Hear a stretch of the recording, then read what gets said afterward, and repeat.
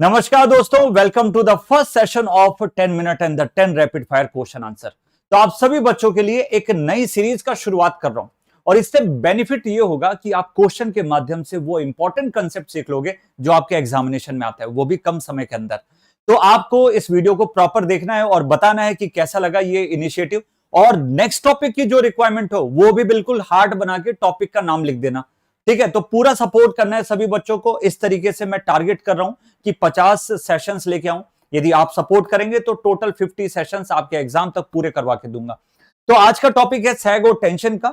और आपको पता है कि दो टावर के बीच में जब ट्रांसमिशन लाइन कंडक्टर को लटकाया जाता है तो ये जो लोवेस्ट पॉइंट होता है ना, मतलब ये जो सबसे नीचे का लटक होता है, वो सस्पेंशन पॉइंट, मतलब जहां से लटकाया गया है उस सस्पेंशन पॉइंट से ये जो लोवेस्ट पॉइंट है वो वर्टिकल डिस्टेंस जो है, ये वर्टिकल डिस्टेंस उसे हम क्या बोलते हैं, सैग बोलते हैं। इसी पे मैं कुछ क्वेश्चंस आपके लिए लेके आया। पहला जो क्वेश्चन है, what is the fundamental formula to calculate the sag at the level support. Level support का मतलब होता है सेम लेवल। सेम लेवल, अच्छा सर ये सेम लेवल क्या चीज है? सर ये सेम लेवल क्या चीज है मेरे बच्चे? जब दो टावर जो होते हैं, ट्रांसमिशन लाइन टावर, और वो एक ही ग्राउंड लेवल पे होते हैं, एक ही ग्राउंड लेवल पे होते हैं, तो उस समय पे ये रहा आपका सस्पेंशन पॉइंट। डन है, क्रॉस मतलब आर्म, क्रॉस आर्म से लटका हुआ है, और ये रहा बेटा आपका लोवेस्ट पॉइंट। तो इस सस्पेंशन पॉइंट वाली लाइन है ये, और ये लोवेस्ट पॉइंट है। यहां से यहां तक का डिस्टेंस क्या हो गया? सैग हो गया। तो उसी का सैग का फॉर्मूला दिया जाता है WL² divided by 8T। W मतलब वेट हो गया, L मतलब स्पैन लेंथ, मतलब एक टावर से दूसरे टावर के बीच की डिस्टेंस, T मतलब टेंसाइल स्ट्रेंथ। और याद रखना इस टेंसाइल स्ट्रेंथ को हम बोलेंगे वर्किंग टेंसाइल स्ट्रेंथ। आगे चल के मैं क्वेश्चन में कराने वाला हूं। ठीक है, डन है। चल नेक्स्ट क्वेश्चन जो आप देखोगे, next question, how does an increase in the temperature affect the sag of the conductor. तो मेरे बच्चों एक चीज है, यदि आप टेम्परेचर बढ़ा दोगे, टेम्परेचर बढ़ाते हो तो टेम्परेचर बढ़ने के कारण एक्सपेंशन हो जाएगा। समझते हो एक्सपेंशन क्या होता है? फैलना। तो कोई भी कंडक्टर होता है यार, वो टेम्परेचर के कारण वो फैलना शुरू कर देता है, एक्सपेंशन होना शुरू करता है, उसके कारण वो और ज्यादा लटक जाएगा। इसका मतलब जो कंडक्टर का लोवेस्ट पॉइंट यहां तक आ रहा था वो अब थोड़ा सा और नीचे झुक जाएगा। इसका मतलब सैग बच्चे आपका बढ़ चुका है। कहानी समझ में आई? चलो next question, what is the relation between the sag and the span length. आपको पता है कि सर सैग का जो फॉर्मूला होता है वो डायरेक्टली प्रोपोर्शनल कितना हो गया? सर सैग का फॉर्मूला अभी आपने बताया WL² डिवाइडेड बाई 8T। इसमें हमको L को पकड़ना है, तो यहां से कितना हो गया? Directly proportional to L²। मतलब स्पैन लेंथ यदि 2 गुना से बढ़ाओगे तो स्पैन जो है वो, मतलब सैग जो है वो आपका 4 गुना से बढ़ जाएगा। Very simple. चलो, what is the safety factor. Sir ये क्या चीज है? देखो बच्चे, मैंने आपको बताया कि यहां पे ये जो टी है ना, वो वर्किंग टेंसाइल स्ट्रेंथ होता है। अब मान लीजिए कि आपने कोई एक वायर पकड़ी, ठीक है, आपने कोई एक वायर पकड़ ली। अब वायर का क्या होता है? वर्किंग टेंसाइल स्ट्रेंथ आपने बताया, और एक बताते हैं अल्टीमेट टेंसाइल स्ट्रेंथ, और इन दोनों के रेशियो का हम बोलते हैं सेफ्टी फैक्टर। समझने की कोशिश करिए। देखो बच्चे, बात ऐसी है, एक वर्किंग टेंसाइल स्ट्रेंथ मतलब कि भाई रस्सी इससे ज्यादा खींची तो टूट जाएगी, बट एक्चुअली में हम उससे ज्यादा क्या करते हैं, लोड बियर करने की उसकी क्षमता देते हैं।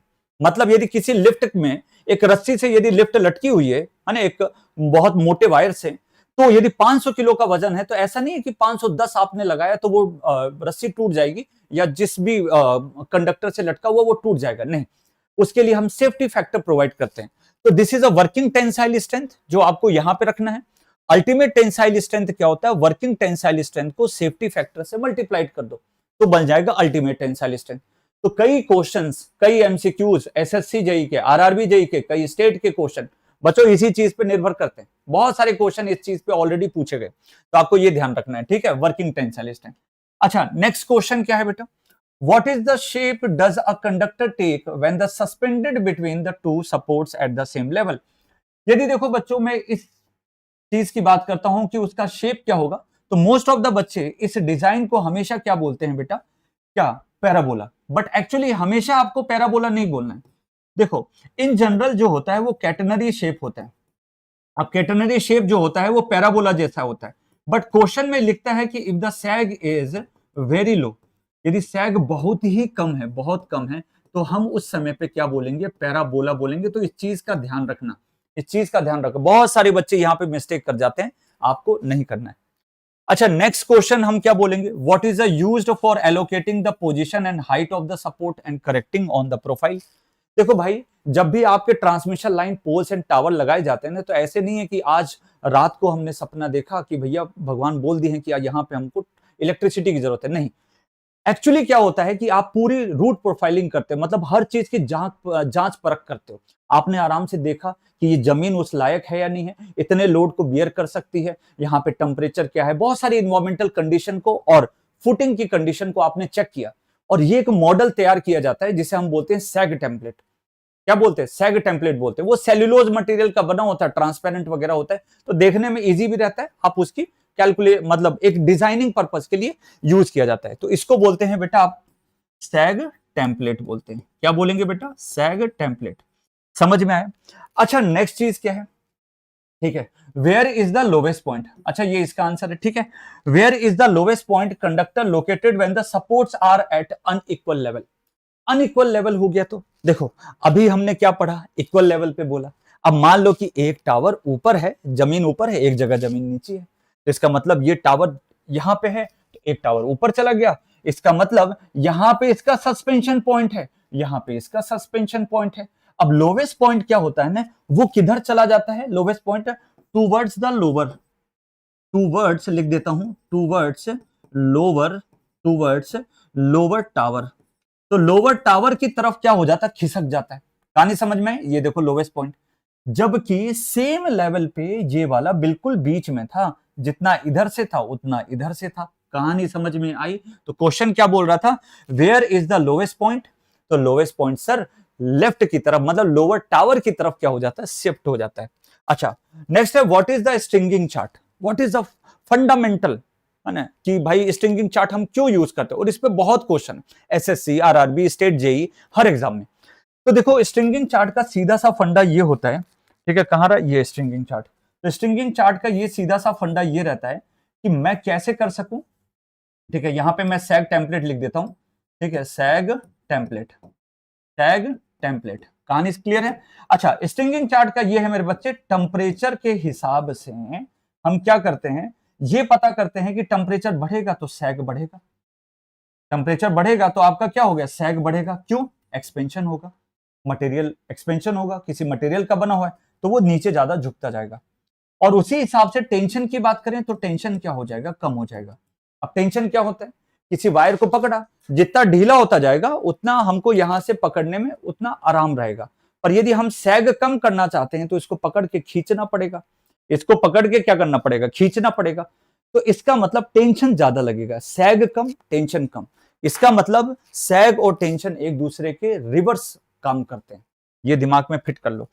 How do ice and wind loading affect the conductor side. तो इस डायग्राम को बच्चों अच्छे से देखिए, यहां पे आप देख सकते हैं this is a simple conductor, but उसके ऊपर, ठीक है, बर्फबारी हो गई, और बर्फबारी के कारण यहाँ पे बर्फ गिर गया, बर्फ गिर गया तो बर्फ की भी लेयर बनी, लेयर बनी तो उसका भी वजन आएगा। इसीलिए नीचे यदि जो टोटल वजन देते हो वो कंडक्टर का वेट प्लस आइस का वेट। तो ये देखो, एक यदि मैं फेजर के हिसाब से बना, कंडक्टर का वेट प्लस आइस का वेट। अच्छा, कई बार है कि भाई ये विंड की लोडिंग आती है, विंड का प्रभाव आता है, तो विंड लोडिंग बोलते हैं। और उसके कारण जो वेट आ रहा है, उसके कारण जो वजन एक फील हो रहा है, लोडिंग जो फील हो रही है, वो डब्ल्यू डब्ल्यू है।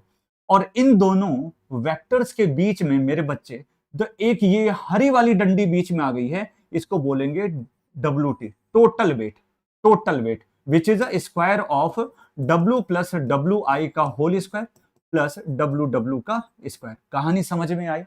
तो कुल मिला के आप देखोगे, आइस लोडिंग के चक्कर में और विंड लोडिंग के चक्कर में आपका टोटल वेट जो है वो बढ़ गया, टोटल वेट जो है वो बढ़ गया। समझ में आया मेरे प्यारे बच्चों, टोटल वेट जो है वो बढ़ गया। टोटल वेट बढ़ गया तो आपको भी पता है बच्चे, मैंने फॉर्मूला आपको बताया है, W L square divided by 8t। इसका मतलब बच्चों कि यदि वेट बढ़ गया तो यहां से आपका सैग भी बढ़ जाएगा, वेट बढ़ गया तो सैग भी बढ़ जाएगा। अच्छा, last question, what is the value of H if the towers are at the unequal support. तो चलिए अनइक्वल सपोर्ट की तरफ चलते हैं। अनइक्वल सपोर्ट का होता है कि बेटा यहां तक लोअर टावर का सस्पेंशन पॉइंट यहां पे था, तो लोवेस्ट पॉइंट से यहां तक सैग S1 बना, यहां पे लोवेस्ट पॉइंट और इसका बड़े वाले टावर मतलब ऊपर वाले टावर का यहां पे था, तो इसके कारण S2 बना। दोनों के दोनों के डिफरेंस के कारण बना H, H is equal to S2 minus S1। जब फॉर्मूला डिराइव करोगे तो WL डिवाइडेड बाई 2T आता है, X2 minus X1। Sir what is the X2 and what is the X1? देखो ये लोवेस्ट पॉइंट है, तो नीचे वाला जो लोअर टावर है ना उससे हॉरिजॉन्टल डिस्टेंस X1 होती है, और ये जो ऊपर वाले टावर से हॉरिजॉन्टल डिस्टेंस किसकी, लोवेस्ट पॉइंट की, वो X2 होती है। दोनों का डिफरेंस करोगे तो X2 माइनस X1 आ जाएगा।